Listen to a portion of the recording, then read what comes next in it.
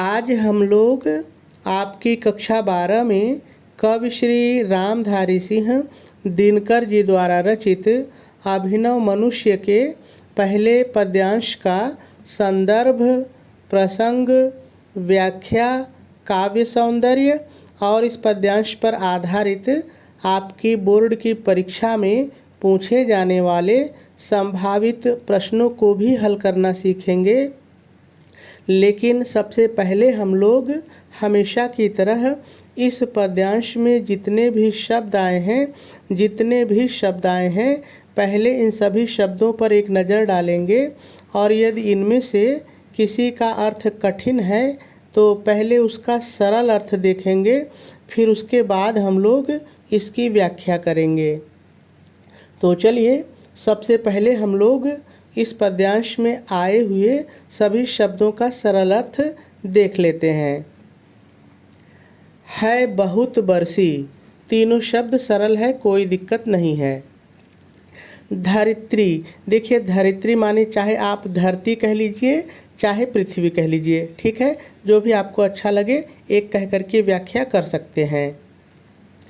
पर, देखिए चाहे आप पर कहिए चाहे ऊपर कहिए कोई दिक्कत नहीं है, आप ऊपर भी कह सकते हैं। अमृत की धार, देखिए अमृत की धार का एक अर्थ तो अमृत की धारा ही हुआ, लेकिन इसका दूसरा अर्थ है संत और महात्माओं की उपदेश रूपी अमृत धारा। संत और महात्माओं की उपदेश रूपी अमृत धारा, ठीक है। चलिए आगे देखिए। पर, यहाँ पे पर का मतलब है किंतु या लेकिन, किंतु या लेकिन। नहीं अब तक, तीनों शब्द सरल है, कोई दिक्कत नहीं है। सुशीतल, सुशीतल का देखिए एक अर्थ तो शीतल ही हुआ और इसका दूसरा अर्थ है शांति, शांति, ठीक है। हो सका संसार, सरल है, कोई दिक्कत नहीं है। भोग लिप्सा, देखिए भोग लिप्सा का मतलब भोग का लालच। देखिए भोग का लालच का मतलब है कि हम संसार में अपने सुख के लिए, अपनी सुख सुविधा के लिए बहुत सारी वस्तुओं का संचय करते हैं, इकट्ठा करते हैं। वो रुपया पैसा हो सकता है या खाने पीने की चीज़ें हो सकती हैं, यानी जो भी हम अपने सुख के लिए इकट्ठा करते हैं उसकी लालच करते हैं, हम उसको भोग लिप्सा कहते हैं, ठीक है। आज भी सरल है, कोई दिक्कत नहीं है। लहरा रही, लहरा रही का मतलब दिखाई दे रही है, लहरा रही मतलब दिखाई दे रही है। उद्दाम माने प्रबल या तीव्र, उद्दाम माने प्रबल या तीव्र। बह रही, दोनों शब्द सरल है। असहाय, देखिए असहाय वैसे तो सरल ही है, लेकिन इसको आप बदलना चाहें तो विवश कह सकते हैं, विवश। नर की यानी मनुष्य की, नर की यानी मनुष्य की। भावना, आप भावना को यहाँ पर इच्छा कह सकते हैं, इच्छा। निष्काम, देखिए निष्काम का मतलब निष्फल या जो पूरी ना हो, फलीभूत ना हो, ठीक है। भीष्म, यहाँ पर देखिए दो लाइनों में कुछ महापुरुषों के नाम आए हैं जिन्होंने पृथ्वी पर आ करके और हम लोगों को अच्छे अच्छे उपदेश दिए हैं। तो जैसे पहला है भीष्म पितामह, इन्होंने दृढ़ प्रतिज्ञ होने का हमें उपदेश दिया है, पाठ पढ़ाया है कि आदमी को यदि कोई प्रतिज्ञा कर लेता है आदमी तो उसे हर हाल में पूरा करना चाहिए। तो भीष्म पितामह। हो अथवा, देखिए हो सरल है, अथवा को आप या कह लीजिए चाहे कह लीजिए, या भी कह सकते हैं चाहे भी कह सकते हैं। युधिष्ठिर, आपको पता है इन्हें धर्मराज कहा जाता है, ये कभी भी झूठ नहीं बोलते थे, तो इन्होंने सत्य बोलने का पाठ पढ़ाया है।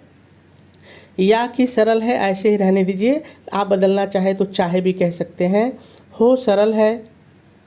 भगवान, देखिए भगवान का यहाँ पे जो अर्थ है वो श्री कृष्ण भगवान से है, क्योंकि भगवान में तो बहुत सारे लोग आते हैं, लेकिन जो श्री कृष्ण भगवान हैं उन्होंने गीता का उपदेश दिया था, गीता का पाठ पढ़ाया था, तो भगवान का मतलब यहाँ पे श्री कृष्ण है। बुद्ध, आप जानते हैं महात्मा बुद्ध को, इन्होंने करुणा का पाठ पढ़ाया, दया का पाठ पढ़ाया, तो महात्मा बुद्ध। हो कि सरल है। अशोक, देखिए अशोक महान एक राजा थे हमारे भारत के, इन्होंने एक युद्ध लड़ा था, कलिंग युद्ध। जब इन्होंने कलिंग युद्ध में लाखों मनुष्यों को मरा हुआ देखा तो इन्हें बहुत दुख हुआ और इन्होंने प्रतिज्ञा की कि अब मैं कभी भी कोई युद्ध नहीं लड़ूंगा। तो अशोक महान एक राजा हैं। गांधी इनसे भला कौन नहीं परिचित है। हो कि सरल है। यीशु महान, देखिए यीशु महान यानी महान यीशु, ये भी ईसाइयों के देवता हैं और इन्होंने भी करुणा दया क्षमा का पाठ पढ़ाया है। तो यीशु महान यानी महान यीशु। सिर झुका, सरल है। सिर झुका मतलब सिर झुकाकर, सिर झुकाकर। सबको, ये जो ऊपर मैंने महापुरुषों के नाम लिए हैं उन्हीं के लिए आया है कि सबको, सभी को, इसका भी मतलब ऊपर जो महापुरुष हैं उन सभी को। श्रेष्ठ मतलब महान या ऊंचा या बड़ा, तो महान ज़्यादा अच्छा है। निज से मतलब अपने से, निज से मतलब अपने से। मान मतलब मानकर, मान मतलब मानकर।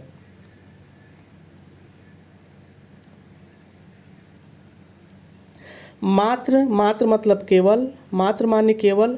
वाचिक, देखिए वाचिक का मतलब वाणी से, वाचिक का मतलब वाणी से। यहाँ पर थोड़ा सा समझ लीजिए, जो कवि दिनकर जी हैं वो ये कह रहे हैं कि ये जो आज का मनुष्य है वो अपने महापुरुषों को केवल वाणी से ही सम्मान देता है, यानी केवल सिद्धांत में ही सम्मान देता है, वास्तव में उनके बताए हुए रास्ते पर चलता नहीं है। तो वाचिक का मतलब चाहे आप वाणी कह लीजिए चाहे केवल सिद्धांत में ही उन्हें देता हुआ सम्मान। सभी शब्द सरल हैं। दग्ध माने होता है जलना, दग्ध माने जलना, तो यहाँ पर दुख में जलना है, ठीक है। दग्ध कर, कर दग्ध कर दोनों को एक साथ लेंगे तो जलाकर। पर, देखिए यहाँ पे पर का मतलब है दूसरे, पर माने दूसरे को, सरल है, कोई दिक्कत नहीं है। स्वयं भी, स्वयं भी सरल है, आप चाहे स्वयं भी कह लीजिए चाहे खुद भी कह लीजिए, ठीक है। चलिए आगे देखिए। भोगता, सरल है। दुख दाह, देखिए दुख दाह का मतलब दुख की अग्नि, दाह माने जलना होता है, अग्नि होता है। दुख की दाह, दुख दाह मतलब दुख की अग्नि में, ठीक है। जा रहा मानो चला अब भी पुरानी राह, सभी शब्द सरल हैं। राह का मतलब यहाँ पे रास्ता हो जाएगा, ठीक है। तो सभी शब्दों का सरल अर्थ हो गया। अब हम लोगों को इस पद्यांश की व्याख्या सीखनी है, लेकिन व्याख्या सीखने से पहले थोड़ा सा हम लोग इसका संदर्भ और प्रसंग लिख लेते हैं, क्योंकि आपकी परीक्षा में इसका संदर्भ और प्रसंग भी लिखने के लिए आता है। उसके बाद फिर हम लोग इसकी व्याख्या करेंगे। तो चलिए सबसे पहले हम लोग इसका संदर्भ लिख लेते हैं। आप संदर्भ हेडिंग डालेंगे, डैश डालेंगे और डैश डाल करके लिखेंगे प्रस्तुत पद्यांश हमारी पाठ्य पुस्तक हिंदी के काव्य खंड में संकलित अभिनव मनुष्य शीर्षक से उद्धृत है। इसके रचयिता श्री रामधारी सिंह दिनकर जी हैं। यह पद्यांश उनके प्रसिद्ध काव्य ग्रंथ कुरुक्षेत्र से लिया गया है। पूर्ण विराम लगा देंगे और आपका संदर्भ पूरा हो जाएगा। चलिए अब प्रसंग की बात करते हैं। आप प्रसंग हेडिंग डालेंगे, डैश डालेंगे और डैश डाल करके लिखेंगे प्रस्तुत पद्यांश में कवि श्री रामधारी सिंह दिनकर जी ने बताया है कि आज भी मनुष्य संसार के महापुरुषों के उपदेशों को भूलकर भोग लिप्सा में लगा हुआ है। पूर्ण विराम लगा देंगे और आपका प्रसंग भी पूरा हो जाएगा। चलिए अब हम लोगों को इस पद्यांश की व्याख्या सीखनी है, लेकिन व्याख्या सीखने से पहले थोड़ा सा हम लोग ये जान लेते हैं कि आखिर इस पद्यांश में है क्या। तो व्याख्या समझना हम लोगों के लिए बहुत ही आसान हो जाएगा। देखिए बहुत ही सरल पद्यांश है। इस पद्यांश में है क्या कि जो कवि श्री रामधारी सिंह दिनकर जी हैं वो आज के मनुष्य के चरित्र से थोड़ा सा नाराज हैं और कह रहे हैं कि इस धरती पर समय समय पर अनेक महापुरुष आए और उन्होंने अपने अपने उपदेश दिए, लेकिन उनके इतना उपदेश देने के बाद भी आज तक इस धरती पर शांति की स्थापना नहीं हो सकी है और आज भी जो मनुष्य है वो ईर्ष्या, द्वेष, छल, कपट और घृणा में लगा हुआ है। साथ ही साथ वो ये भी कह रहे हैं कि ये जो आज का मनुष्य है इसके चरित्र में दोहरापन है, यानी इसकी कथनी और करनी में अंतर है। ये कहता कुछ और है और करता कुछ और है। आगे वो कहते हैं कि ये जो आज का मनुष्य है ये अपने महापुरुषों का सम्मान तो करता है लेकिन केवल वाणी में, यानी केवल सिद्धांत में। ये कभी भी उनके बताए हुए रास्ते पर चलता नहीं है, कभी भी उनके उपदेशों को अपने चरित्र में ढालता नहीं है। और इस तरह से यह जो मनुष्य है ये दूसरों को भी दुख देता है और स्वयं भी दुखी रहता है। लेकिन वो इन सारी बातों को कह कैसे रहे हैं, आ जाइए पद्यांश पर चलते हैं और देखते हैं। तो कवि दिनकर जी कहते हैं, है बहुत बरसी धरित्री पर अमृत की धार, पर नहीं अब तक सुशीतल हो सका संसार। इन दोनों लाइन को साथ में लेंगे तो हो जाएगा, कवि श्री रामधारी सिंह दिनकर जी कहते हैं कि, अब आ जाइए लाइन पर। कहते हैं कि इस धरती के ऊपर संत और महात्माओं की उपदेश रूपी, इसको याद रखिएगा, संत और महात्माओं की उपदेश रूपी अमृत की धारा बहुत बरसी है, लेकिन अब तक यह संसार शीतल नहीं हो सका है। अर्थात आज तक इस संसार में शांति की स्थापना नहीं हो सकी है और आज भी मनुष्य ईर्ष्या, द्वेष, छल, कपट और घृणा में लगा हुआ है। और पूर्ण विराम लगा देंगे। चलिए दोनों लाइन की व्याख्या को एक बार फिर से देखते हैं। बहुत ही सरल है। देखिए सबसे पहले आप व्याख्या हेडिंग डालेंगे, डैश डालेंगे और डैश डाल करके पहले थोड़ा सा आपको अपनी तरफ से जोड़ करके लिखना पड़ेगा। आपको अपनी तरफ से क्या जोड़ करके लिखना पड़ेगा, ध्यान से सुनिए। प्रस्तुत पद्यांश में कवि श्री रामधारी सिंह दिनकर जी कहते हैं कि, अब आ जाइए पद्यांश पर। कहते हैं कि इस धरती के ऊपर संत और महात्माओं की उपदेश रूपी अमृत की धारा बहुत बरसी है, लेकिन अब तक यह संसार शीतल नहीं हो सका है। अर्थात आज तक इस संसार में शांति की स्थापना नहीं हो सकी है और आज भी मनुष्य ईर्ष्या, द्वेष, छल, कपट और घृणा में लगा हुआ है। और पूर्ण विराम लगा देंगे। चलिए आगे देखिए। भोग लिप्सा आज भी लहरा रही उद्दाम। पहले देखिए थोड़ा सा अपनी तरफ से जोड़ के लिखेंगे, इतने उपदेश के बाद, ठीक है, इतना जोड़ लीजिएगा। इतने उपदेश के बाद आज भी मनुष्य में भोग की लालसा प्रबल रूप से दिखाई दे रही है। और फिर पूर्ण विराम लगा देंगे। चलिए एक बार फिर से देख लीजिए। पहले थोड़ा सा अपनी तरफ से जोड़ के लिखेंगे, इतने उपदेश के बाद। अब आ जाइए लाइन पर। इतने उपदेश के बाद आज भी मनुष्य में भोग की लालसा प्रबल रूप से दिखाई दे रही है। ठीक है, और फिर पूर्ण विराम लगा देंगे। चलिए आगे देखिए। बह रही असहाय नर की भावना निष्काम।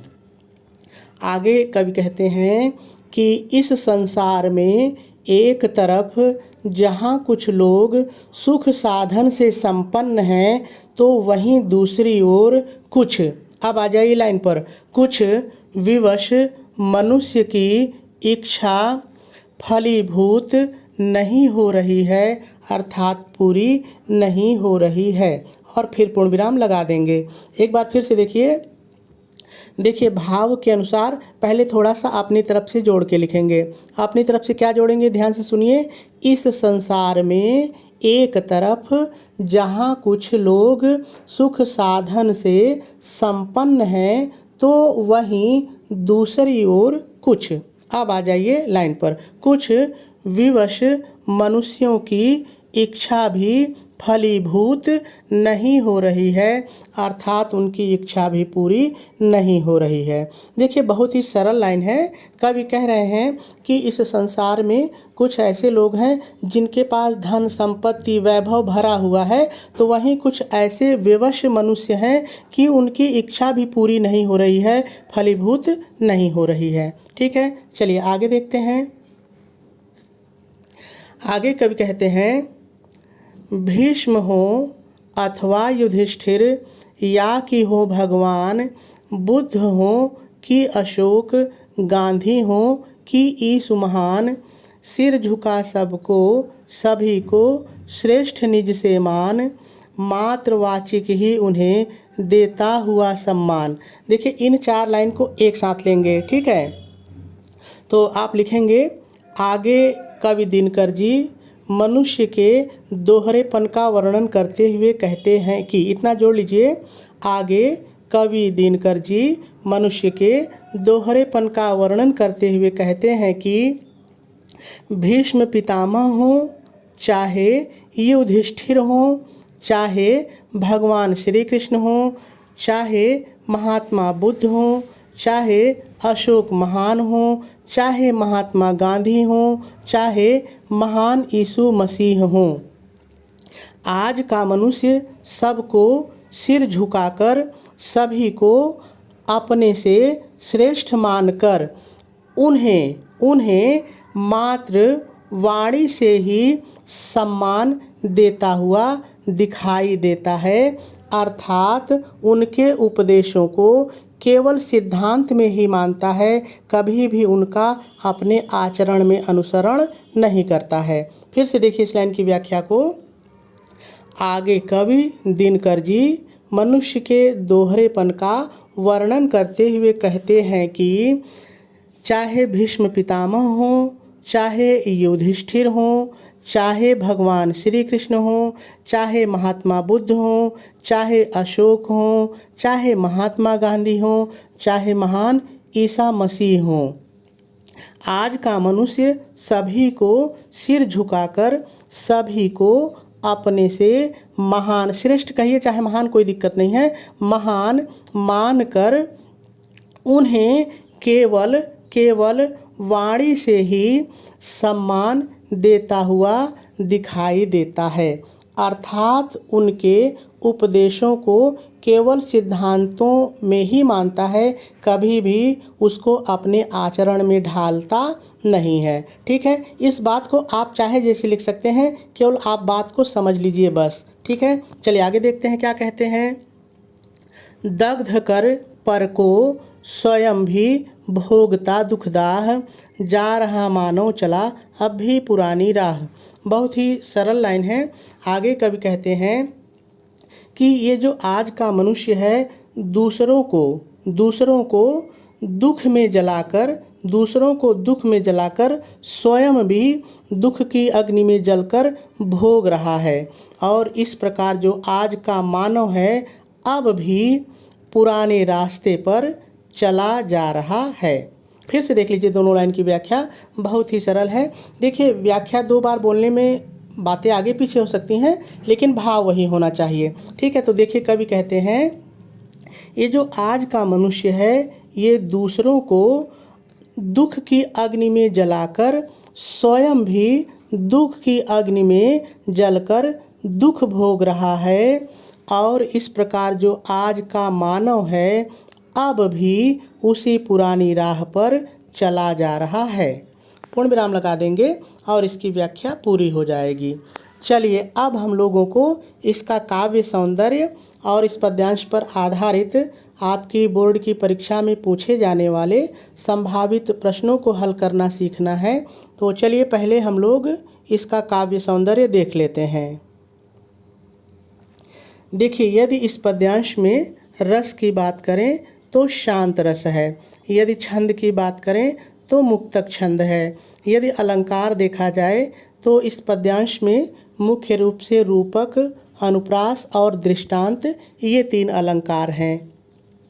यदि भाषा की बात की जाए तो इस पद्यांश की जो भाषा है वो साहित्यिक खड़ी बोली है, शैली इसकी प्रबंधात्मक है, गुण इसमें प्रसाद है।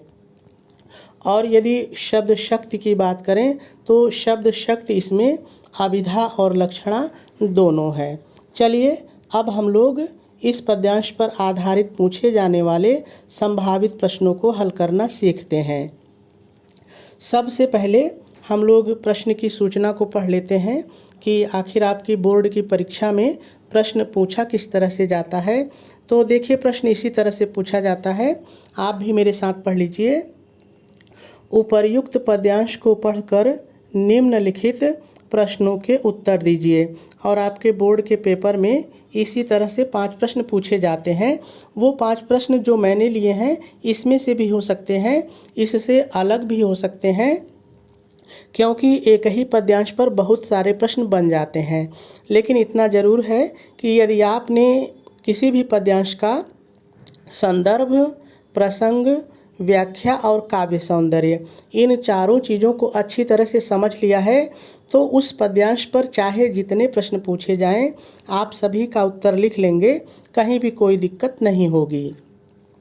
तो चलिए यहाँ पर जो मैंने 5 प्रश्न लिए हैं उनको हल करते हैं। तो पहला प्रश्न आपसे पूछ रहा है, प्रस्तुत पद्यांश का संदर्भ लिखिए। तो मैंने आपको बताया है आप लिखेंगे कैसे। आप उत्तर डालेंगे, हेडिंग डालेंगे संदर्भ और डैश डाल करके लिखेंगे प्रस्तुत पद्यांश हमारी पाठ्य पुस्तक हिंदी सामान्य हिंदी। देखिए यहाँ पर थोड़ा सा समझना है। देखिए, यदि आप कला वर्ग के विद्यार्थी हैं तब आप हिंदी लिखेंगे, ठीक है। लेकिन यदि आप साइंस के विद्यार्थी हैं तो सामान्य हिंदी लिखेंगे। दोनों नहीं लिखना है, कोई एक लिखना है, ठीक है। सामान्य हिंदी के काव्य खंड में संकलित अभिनव मनुष्य शीर्षक से उद्धृत है। इसके रचयिता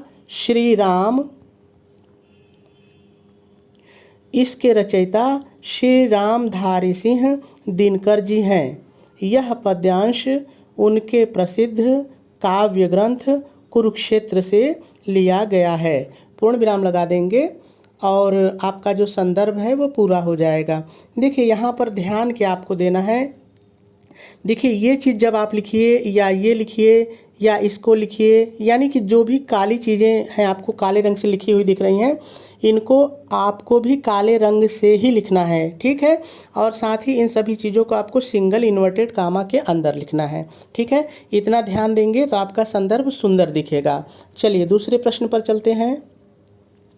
दूसरा प्रश्न आपसे पूछ रहा है, कवि के अनुसार विश्व में अभी तक शांति स्थापित क्यों नहीं हो सकी है।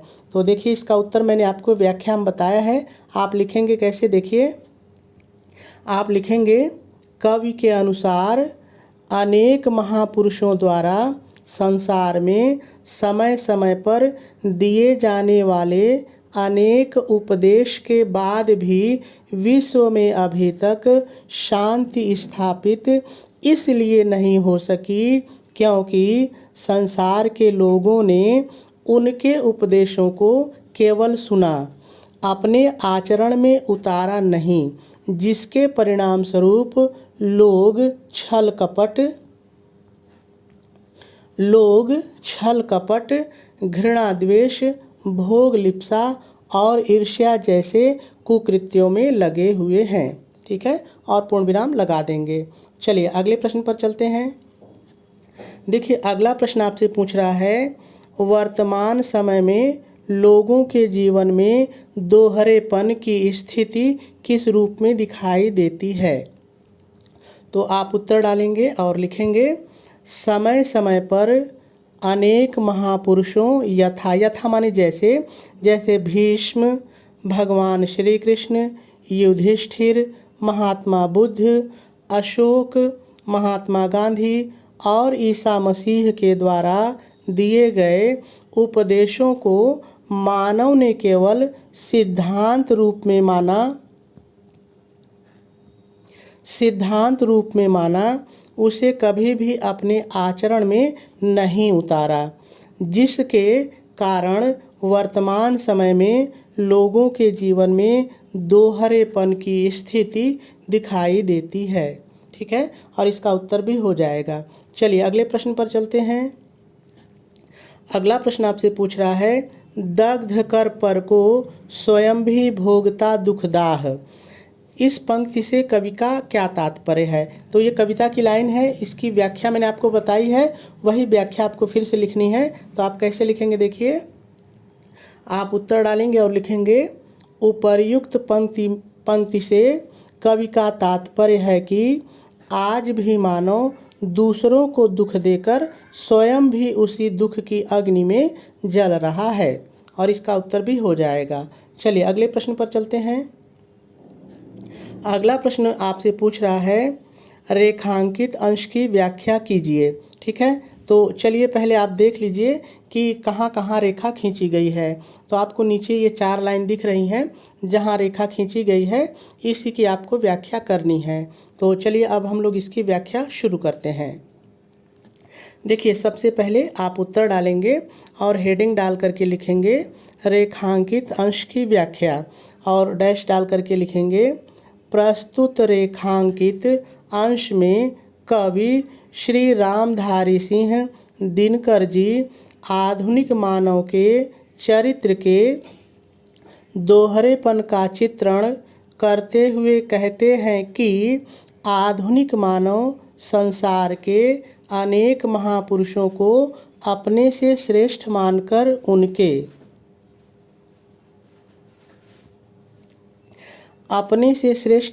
उनके सामने सिर झुकाकर उनका सम्मान तो करता है, किंतु उनके द्वारा दिए गए उपदेशों को मात्र सिद्धांत में ही मानता है।